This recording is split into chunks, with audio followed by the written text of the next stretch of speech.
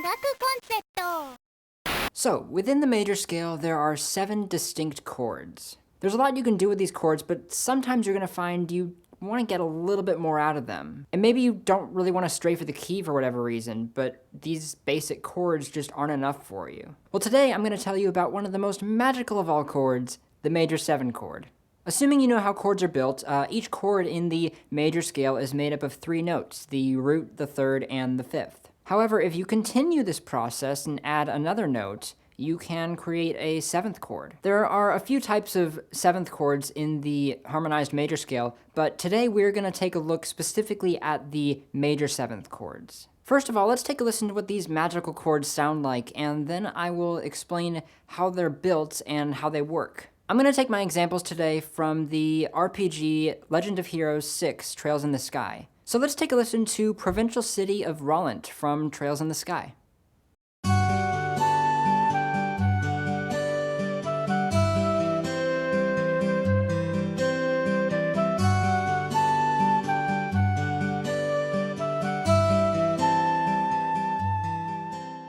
This is in the key of G, and the very first chord you hear is a major 7 chord. It has a really relaxing, dreamlike quality to it. After that is a C major chord in second inversion, so G stays on the bass throughout, and the two just alternate throughout the A section of the song. So using this example, let's see how a major 7th chord is built. G major is made up of 3 notes, G, B, and D. If you know your intervals, let's add a note a major 7th above G. This would be F sharp.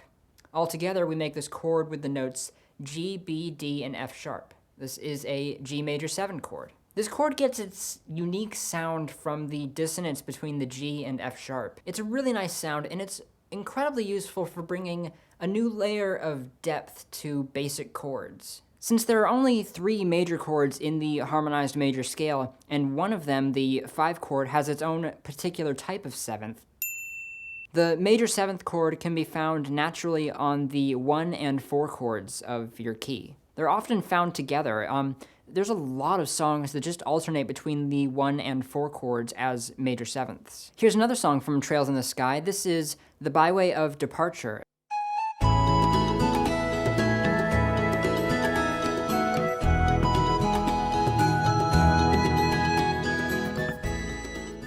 This is in the key of E, and it opens up on the 4 chord, which lasts for a couple of bars before going to the 1 chord and then back to the 4. What's really interesting about this is the way the instruments are split up. It's not, because you're working with multiple instruments like this, the arrangement kind of splits up the chord tones amongst the instruments. For example, with the first chord here, the 7th is not found in the guitar part. Instead, it's found in the xylophone part going on underneath it. You might notice that there are some other prominent chord tones going on here. In particular, the 9th shows up quite a bit, mostly in the melody. To me, I think the 7th is really the last important note for drastically changing the chord's overall sound. Once you start adding other notes like the 9th or the 11th or the 13th, I would consider those to be purely color tones. So you can add those and remove them as you care to without changing the overall quality of the chord. So at its heart, these are both major 7th chords, despite the 9th showing up quite often. Here's another one with a bit of a different feel to it. This is Studio City of Zace. This is in the key of B flat, and it alternates between the 1 and 4 major 7 chords.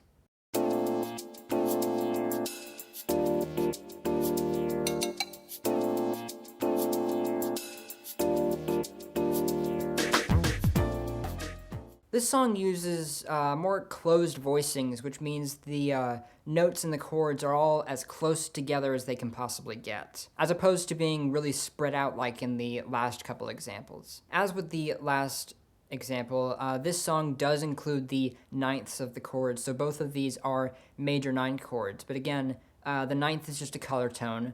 They're both major 7 chords at their core. By the way, those of you more familiar with major 7th chords might be interested in some of the stuff that goes on in this song about 40 seconds in. There's a lot of really cool out-of-key major 7th chords going on there, and you might be interested in analyzing that and seeing how they work together and all that. By the way, if you're curious as to how they sound in minor keys, you'll find the major 7th chord naturally on the 3 and 6 degrees of the minor scale. I don't hear the major 7 very often on the 3 in a minor key, but I do hear it quite often on the 6. For example, here is Secret Green Passage, which starts out in the key of C minor, and we start on the 1 chord before it goes down to the 6 major 7 chord.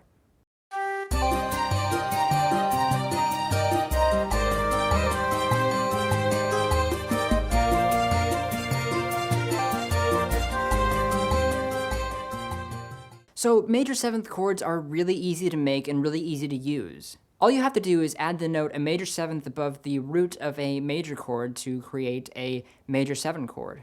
They're found diatonically on the 1 and 4 of the major scale and the 3 and 6 of the minor scale, and they're great for creating depth without leaving the key that you're in.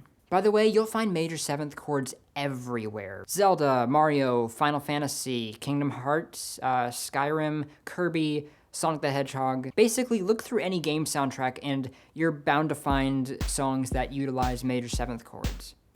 This week's album of the week is the Trails in the Sky original soundtrack. You can pick this up for just about $16 off of the US iTunes store. It's really good.